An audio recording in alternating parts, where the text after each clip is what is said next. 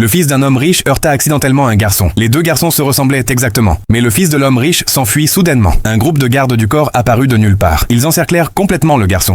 Ils n'avaient aucune idée de ce qui se passait. Puis, les gardes du corps s'agenouillèrent soudainement et l'appelèrent. Le garçon n'avait même pas eu le temps de réagir. Les gardes du corps allaient l'emmener chez lui. Mais il remarqua que la voiture venue le chercher était entourée d'une énergie maléfique. Il cria immédiatement que la voiture allait exploser sur le champ. Les gardes du corps pensèrent que le jeune maître plaisantait. Ils ne crurent pas du tout à ses paroles. Le garçon dit que ses prédictions ne se trompèrent jamais. Puis, il commença à réciter une incantation. Il pointa un garde du corps et dit « Cet homme sera bientôt ruiné ». Il dit aussi qu'un autre garde du corps subirait un grave accident. Les gardes du corps pensèrent simplement qu'il s'amusait et n'y prêtèrent aucune attention. À ce moment-là, un camion dont les freins avaient lâché il percuta leur voiture et une explosion se produisit instantanément. Un garde du corps fut blessé à la tête. Le portefeuille et le téléphone d'un autre furent réduits ensemble. Le garçon éclata de rire en voyant tout le monde finit alors par croire ce qu'il avait dit. Après cela, les gardes du corps ramenèrent le garçon à la maison. Le père pensa qu'il s'agissait de son propre fils biologique. Il se précipita en avant et le serra aussitôt. Mais le garçon remarqua qu'il y avait aussi une énergie maléfique au-dessus. Il fit semblant de lui faire un massage et dissipa secrètement cette énergie. Le grand-père remarqua que le comportement du garçon était devenu enfantin et l'appela à ses côtés. Mais le garçon vit que l'énergie maléfique du grand-père était encore plus forte. Il sauta directement sur le dos du grand-père. Le père fut choqué et lui dit de descendre immédiatement.